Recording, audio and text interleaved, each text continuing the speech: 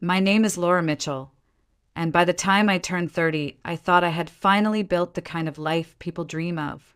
I owned a small boutique in Flagstaff, Arizona, tucked between pine-covered hills and the crisp mountain air that always smelled faintly of snow, even in the warmer months. It wasn't a big store, nothing glamorous compared to the fashion capitals, but it was mine. Every dress, every stitch, every client who came in and left smiling made me feel like I had carved out a corner of the world that belonged only to me. I wasn't the type who leaned on others. While some women my age had families pushing them toward comfortable marriages and easier lives, I turned down countless attempts at matchmaking. I didn't want a husband because he came with a paycheck or because he was safe. I wanted to build something on my own first, and for years I did. Then came Eric. Eric Mitchell wasn't wealthy, wasn't polished, and certainly wasn't one of the men my relatives would have approved of. He worked at an auto shop downtown, the kind of place where grease and oil seemed baked into the walls. But he had hands that could take apart an engine and put it back together smoother than before. And he had a smile that made me believe he was different from all the others, the ones who wanted me for what I owned rather than who I was. Eric made me feel like I wasn't just Laura, the boutique owner. I was Laura, the woman he wanted to spend his life with. For years, that was enough. We built a marriage on what felt like hard work and honesty. He teased me for being too serious about fabrics and designs, and I teased him for always coming home with grease under his nails. We didn't fight much. We were too busy chasing our dreams.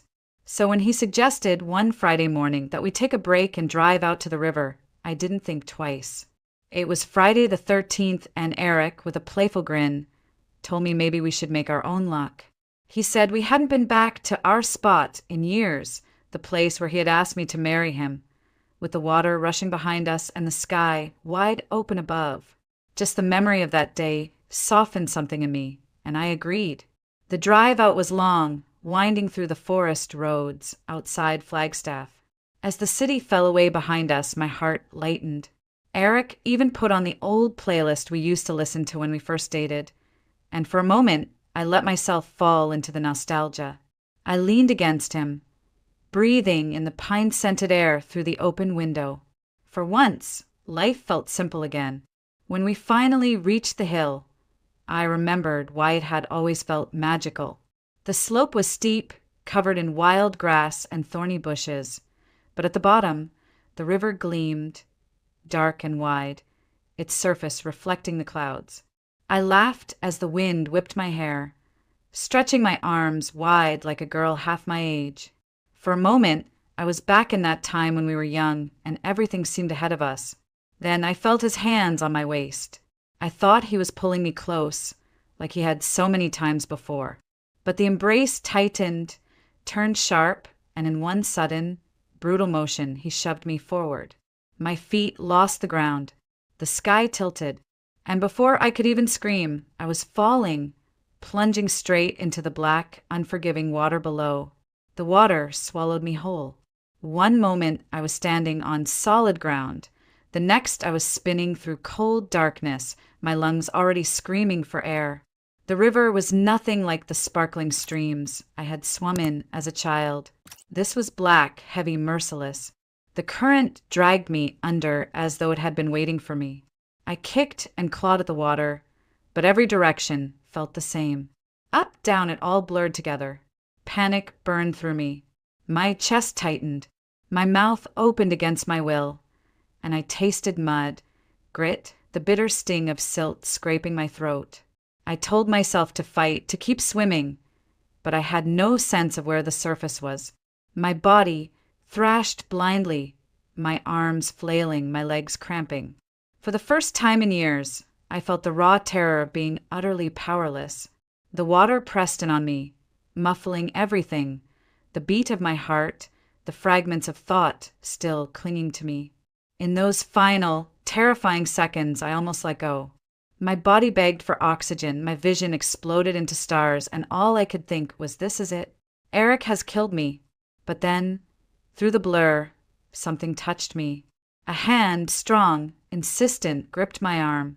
For an instant, I thought it was Eric, dragging me deeper. But the pull was upward, not down. My body rose against the weight of the river, toward a light that shimmered faintly above. And then nothing. When I woke, I wasn't dead. The first thing I noticed was pain. Every muscle ached, my ribs stabbed with every breath, and my throat burned as though I'd swallowed glass. I tried to open my eyes, but everything was dark. For one awful heartbeat, I thought I had gone blind. Then I realized there were bandages wrapped tight across my face. Panic surged again. I shifted, trying to sit up, but my body protested, weak and clumsy. That's when I heard it, a voice. Deep, rough, with the gravelly tone of a man who had spent years speaking little and working hard. "Easy," he said. "You're safe now." I froze. I didn't know the voice. I didn't know where I was. The surface beneath me was firm but uneven wooden. The faint smell of smoke and pine resin told me I wasn't in a hospital. My lips cracked as I tried to speak, but only a rasp came out. "You're thirsty," the man said, closer now. A cup touched my mouth. Water, real water, clean and cool, poured down my throat. I coughed and sputtered, embarrassed by the weakness of it, but after a few careful sips, relief spread through me like sunlight. "Better?" he asked. I managed the smallest nod. My voice was still a whisper, but I croaked out, "Where?" "In my cabin," he answered simply. "You nearly drowned. I pulled you out." Cabin. That explained the smell of wood, the faint creak beneath me. I was alive because this stranger had been in the right place at the right time. "I'm Daniel Cross," he added, as if reading my mind. I couldn't see his face, but something in his tone anchored me. He didn't sound threatening, just steady, almost matter-of-fact. A spoon brushed my lips next. Warm broth, chicken, salty and comforting, slid over my tongue. My body, desperate for strength, welcomed it. For the first time since the fall, I felt the tiniest spark of safety. Fear hadn't disappeared, but it was slowly giving way to something else. Gratitude. Days blurred into one another as I drifted in and out of sleep. Slowly, the bandages around my eyes loosened. At first, the world returned to me in fragments, shadows, outlines, shapes that made no sense. Then one morning, the haze lifted, and I finally saw the man who had saved me. Daniel Cross looked like he belonged to the mountains. He was somewhere in his 40s, his face lined and weathered, the kind of face carved by sun, wind, and years of solitude. His beard was trimmed but rough, peppered with gray, and his eyes were a sharp, steady blue that studied me as though he'd already weighed my soul and decided to keep me alive anyway. "You're healing," he said when he caught me staring. His voice was calm, unhurried, with that same gravelly edge I remembered from the night I woke. I nodded weakly. "You saved me." He shrugged, as if pulling half-drowned strangers from rivers was just another chore. "Couldn't leave you there." Later, when I had enough strength to sit up and hold a cup of broth without spilling it, he told me more. His name I already knew, but now he added details. That he had once been a police officer in Phoenix, the kind who chased down criminals and thought he'd spent his life in the force. Then his father got sick, and Daniel left it all behind to care for him. After his father passed, Daniel stayed in the forest, living in a modest cabin on the edge of Flagstaff's vast wilderness. He never went back to the city. There was something about the way he spoke, matter-of-fact, without regret, that made me both wary and curious. He was a stranger, yet he felt grounded, dependable, like the sturdy timbers of the cabin itself. I didn't know if I could trust him, but every instinct in me wanted to. A few days later, Daniel decided I needed to walk. My legs still trembled beneath me, but he offered his arm without hesitation, steadying me as I shuffled out into the cold mountain air. The world outside was breathtaking. Tall pines towered overhead, their needles whispering in the wind. The ground was crusted with frost, and the air was sharp, biting at my lungs but filling me with life. The cabin stood alone on a small clearing with only the sound of the river in the distance. It was remote, isolated, exactly the kind of place no one would ever think to look for me. I gripped his arm tighter. "It's so quiet." "That's the point," he replied. His gaze swept the tree-line like a man who was always watching, always waiting. It was later that afternoon, while Daniel stacked firewood by the side of the cabin, that another figure appeared. At first, I thought she was some apparition, a bent old woman making her way across the clearing with surprising speed, her shawl flapping around her thin shoulders. "This is Aunt Lucille," Daniel said, setting down the wood. "She's the healer." Her eyes, sharp and dark, swept over me in a single glance that felt like being stripped bare. She muttered something under her breath, then reached out, her hands surprisingly warm as they pressed against mine. "You weren't meant to fall," she said, her voice low but firm. "Someone close to you pushed you there. Blood of your own. And not just for hate, but for money. And another woman." Her words hit harder than the river ever had. I froze, staring at her, my mind racing. I wanted to tell her she was wrong, that Eric would never. But the chill creeping through me told me she wasn't guessing. She was naming the shadow already taking shape in my heart. Daniel wasn't the kind of man to speak without proof. A few days after Aunt Lucille's unsettling visit, he left the cabin early in the morning. When he came back that evening, his boots were muddy, his face more serious than usual. "I checked the spot," he said simply. "Where you fell." My chest tightened. "There were tire tracks near the slope," he continued. "Not just mine. Fresh ones. And footprints, 2 sets. Someone else was there with your husband." I wanted to argue, to tell him he was wrong, that Eric would never. But the words died in my throat.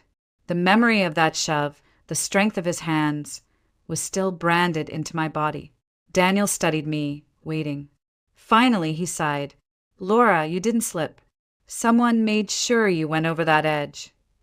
The room seemed to tilt. I gripped the edge of the wooden table to steady myself. But why? Why would he? Before I could finish, Daniel set a folded newspaper in front of me. My hands shook as I opened it. The headline blurred before my eyes, but I forced myself to read. "Local woman drowns in river. Husband mourns loss." My name was there. My boutique. My supposed tragic accident. Eric had told the police that I drowned during a hike by the river. According to the article, a body had been found downstream, already buried after formal identification. I stared at the page until the letters swam. Buried. Someone had been buried in my place. And Eric, my husband, had stood there, told him it was me, and walked away. The pain was different from the cold water that had nearly claimed me. This was sharper, deeper. It hollowed me out from the inside. I felt numb, then burning, then nothing at all. My husband, the man I had trusted more than anyone, had already buried me alive. My voice cracked. He told them I was dead. Daniel's expression softened, but his tone stayed steady. "That's why you can't go back. Not yet. If you show up now, he'll have a story ready. He'll call it a mistake, say he was grieving, and then he'll try again. Only next time he won't leave you a chance." I wanted to scream, to run into town, to confront Eric and demand answers. But the truth was lodged inside me like a stone. I was safer here than anywhere else. I sat back down, trembling, clutching the newspaper. My heart hammered against my ribs. Why would he want me gone? We weren't perfect, but we were fine. Daniel didn't answer right away. He leaned against the wall, arms crossed, his gaze fixed on the fire crackling in the stove. "That's the question, isn't it? Men don't usually risk everything without a reason." The fire popped, sending sparks into the chimney. I shivered despite the heat. For the first time, doubt seeped into the cracks of my memories. Eric's smile, his long hours at the garage, the late nights he claimed were for work. Had there been signs I'd ignored? I didn't want to believe it, but the truth was already unraveling, thread by thread, and no matter how tightly I tried to hold on, the picture of my marriage was coming apart. It was a few nights later, when Daniel came back from town with a look in his eyes that made my stomach knot. He set his jacket on the chair, then leaned his palms against the table as if weighing how much to tell me. "I know who he's with," he said finally. I froze. "Who?" "Melissa Parker. 25, maybe 26. Works as a paralegal at a law office in Flagstaff. That office handles probate and inheritance cases." The room fell silent, save for the soft crackle of the fire. His words pressed against my chest like a heavy stone. Melissa Parker. A name I had never heard. But suddenly it explained too much. Daniel continued, his voice measured. "She has access to records. Most people wouldn't. If your husband knows about something you don't, something worth money, she could be the one feeding him that information." I shook my head instinctively. "There's nothing. I don't have. I own my boutique, but that's not enough to..." And then it hit me. A memory, distant, nearly forgotten. My Uncle Carl, who had lived his entire life in Germany. He never married, never had children. I hadn't seen him in years, not since before I met Eric. When he passed away, I remembered getting a letter, vague and formal, but I was too consumed with my boutique at the time to think much of it. Could there have been more? My throat tightened. My uncle, he died overseas. I thought whatever he had would have been handled there. I never followed up. Daniel's eyes narrowed. "Then that could be it. If there's an inheritance tied to you, your husband and this Melissa may have decided you were in the way." The idea made me dizzy. Eric, my Eric, plotting with another woman. Not just to leave me, but to erase me entirely so he could collect money that I didn't even know was mine. Daniel straightened. "I still have contacts. People who owe me favors. I'll find out exactly what they're after." "But Laura!" His gaze held mine, sharp, unflinching. "You need to be ready for the truth. And it may not be what you want to hear." I wanted to argue. I wanted to tell him he was wrong, that Eric wasn't capable of that kind of cruelty. But the echo of the river, the memory of his hands shoving me into the void, silenced me. That night, Daniel left again. He moved with the precision of someone who had lived his life reading lies off of people's faces, following trails no one else noticed. He knew how to ask the right questions, where to look without being seen. Watching him, I realized this was second nature to him. His old life as a cop hadn't vanished. It had simply gone quiet until now. When he returned, he carried a small notebook filled with scribbles. He didn't show me everything, but the essentials were clear. Eric and Melissa had been meeting for months. Witnesses saw them together in town, not hiding nearly as well as they thought. And more than once, Melissa had been overheard mentioning papers, documents, transfers, legal things I didn't understand. Every word cracked something deeper inside me. I wanted to believe it was all a misunderstanding, that Eric was lost, confused, manipulated, that the man who once made me laugh in the middle of grocery store aisles hadn't decided my life was disposable. But the evidence was piling up. Daniel's steady voice, Melissa's name, the inheritance I never even knew existed. All of it stacked against the one thing I still wanted to believe, that my marriage had been real. My heart ached so fiercely it felt like it might split open. Love and betrayal churned inside me, warring until I couldn't tell one from the other. Part of me prayed Daniel had made a mistake. The other part knew, with every trembling breath, that he hadn't. Daniel laid it out for me one evening as the fire threw long shadows across the cabin walls. He had been quiet all day, working outside, his jaw set the way it always was when his mind was busy. When he finally came in, he closed the door behind him and said, "It's time we stop waiting. We need to bring him to us." I looked up from the chair where I sat with a blanket around my shoulders. "Bring who?" But I already knew. "Eric," Daniel said. His voice was steady, but his eyes told me he had already played this plan through in his head 100 times. "We'll lure him back to the river, the same place it happened. Men like him, they think they're smarter than everyone else. He'll believe he's in control. That's when we'll catch him saying what we need." My throat went dry. You mean you want me to see him? Not at first, Daniel answered quickly. You'll stay hidden. I'll handle him. But when the moment comes, if you're strong enough, you'll step out. You deserve to hear the truth from his own mouth. I clutched the blanket tighter. The thought of facing Eric again made my stomach twist. The man I had once shared a bed with, who had kissed my forehead before leaving for work, had also pushed me off a cliff into black water. How could I stand in front of him without collapsing? Daniel must have seen the fear in my face.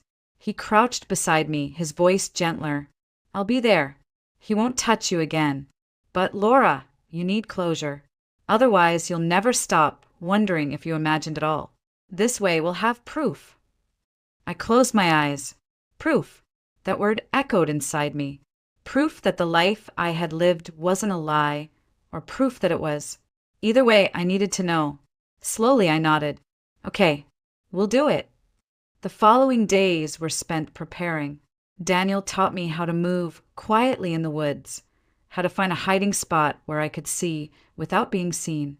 He made me practice holding my breath, steadying my racing heart so it wouldn't give me away. He showed me the small recorder he carried, old but reliable, and explained how it would capture every word Eric said. At night, I lay awake on the narrow bed, my mind drifting back to the past. I remembered Eric the way he used to be, grinning at me across a greasy diner table, pulling me into his arms after long shifts, whispering promises of forever. Those memories once felt like treasures. Now they cut like shards of glass. How could those same hands that once wiped away my tears be the same that shoved me into the void? Every time the doubt crept in, every time I almost convinced myself this was all some horrible misunderstanding, I saw the newspaper headline again. Local woman drowns. My name beneath it. My husband's lie. One evening, as I crouched behind a cluster of rocks practicing how to stay still, Daniel's voice broke through my thoughts. You're stronger than you think, Laura. I met his gaze, my chest heaving. I don't feel strong. That's what makes it real, he said simply. Courage isn't the absence of fear. It's facing it anyway. His words stayed with me as the plan took shape. I was terrified, but beneath that fear was something sharper, a hunger for the truth. And for the first time since the river swallowed me, I wanted to fight. The day of the confrontation felt colder than any other. Even wrapped in Daniel's heavy jacket, I couldn't stop shaking as we rode the motorcycle down the narrow trail toward the river. My hands clutched his waist, but it wasn't the wind making me tremble. It was the knowledge that in just a short time, I would be near Eric again. We arrived at the cliffside where my life had almost ended. Daniel helped me down and guided me to a thicket of brush not far from the edge.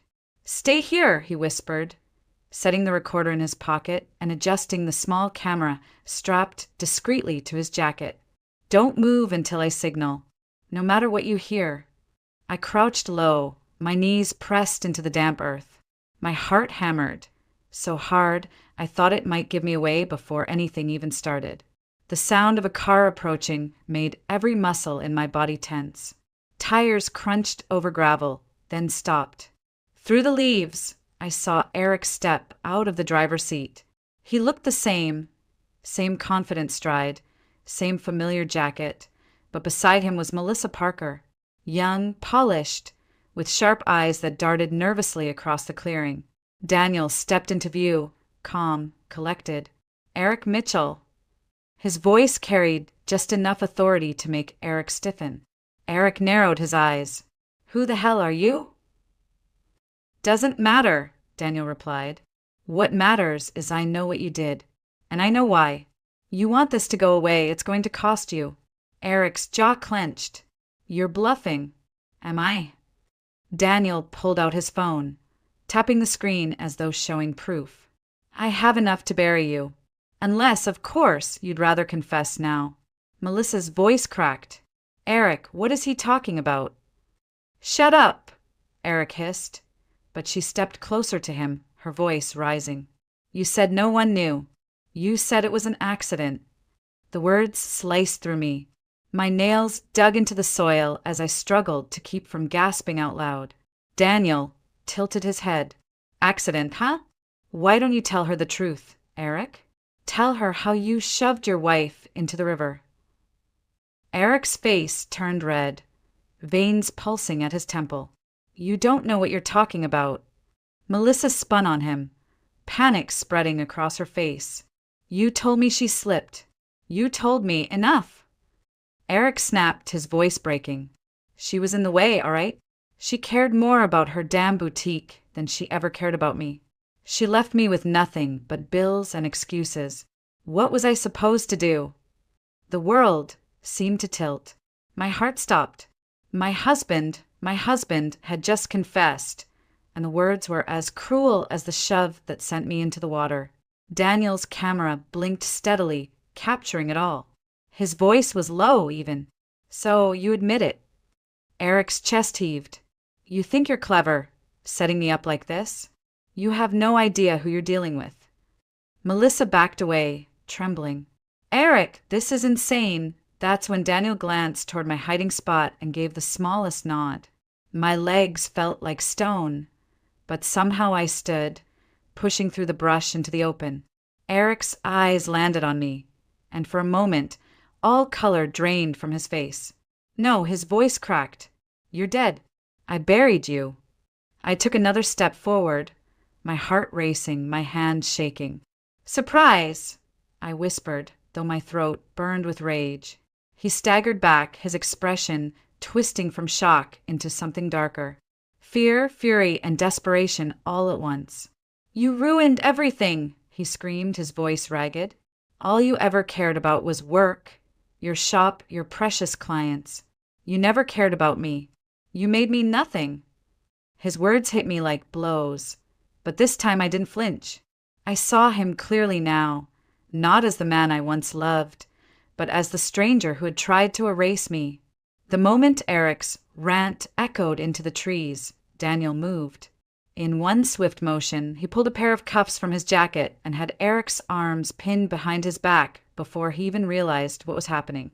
Eric struggled, shouting curses, but Daniel's grip was unshakable, practiced. The grip of a man who had done this countless times before. Let go of me. You don't have the right.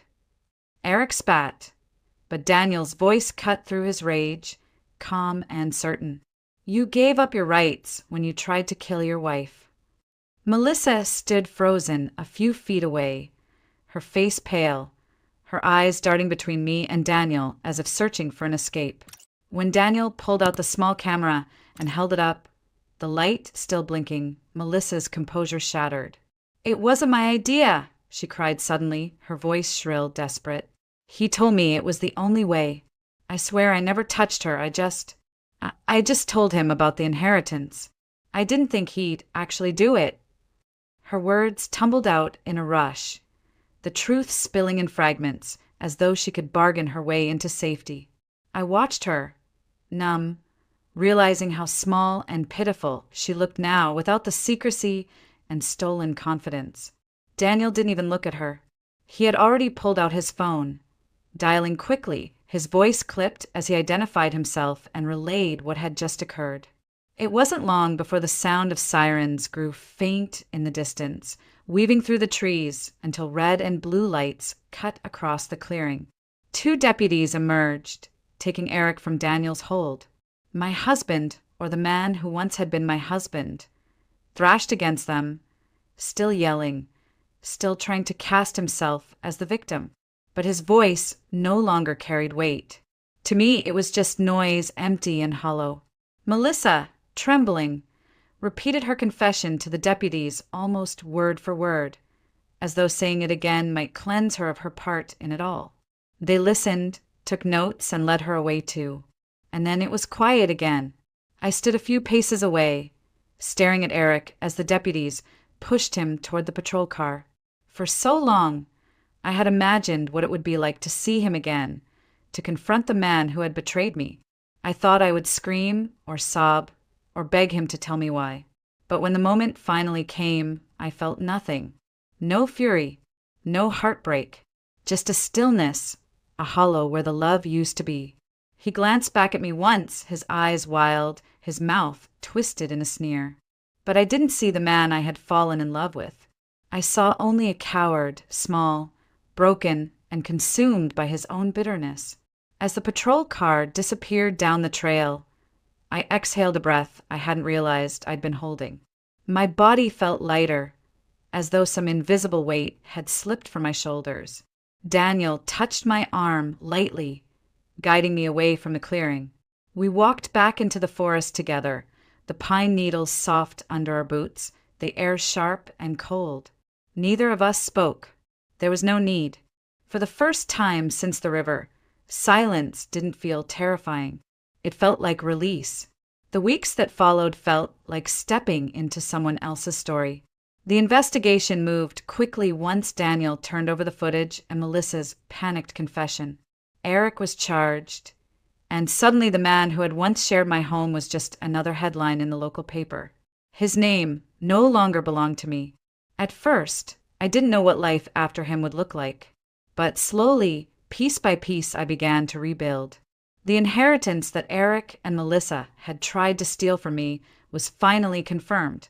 My uncle had indeed left me everything, properties, savings, and investments I had never imagined. It wasn't just money. It was freedom.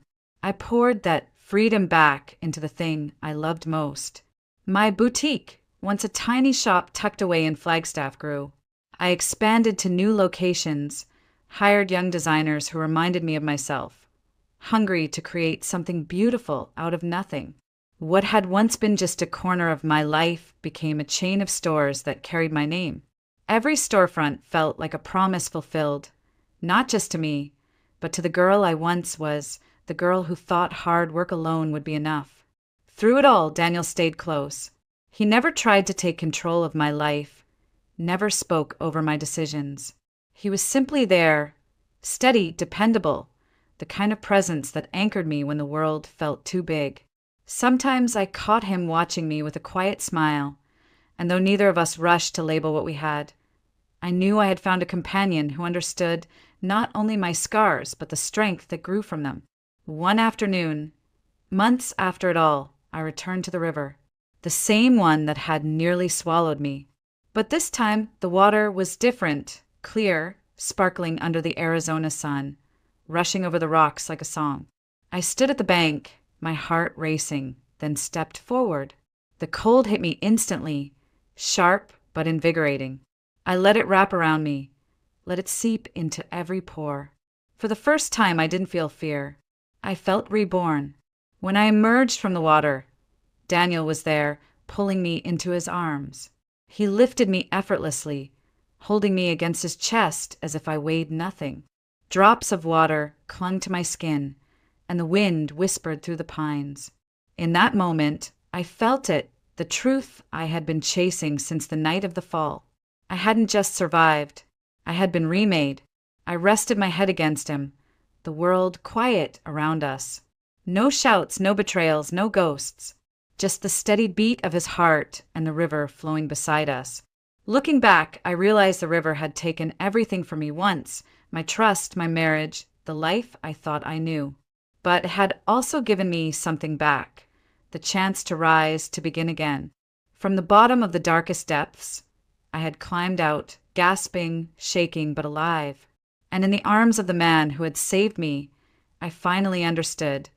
Sometimes life doesn't just hand you second chances. Sometimes you have to fall into the abyss to find them. I wasn't the same woman who had stood on that cliff, blind to the truth. I was stronger now, fiercer, free. And that wraps up today's story. Now we want to hear from you.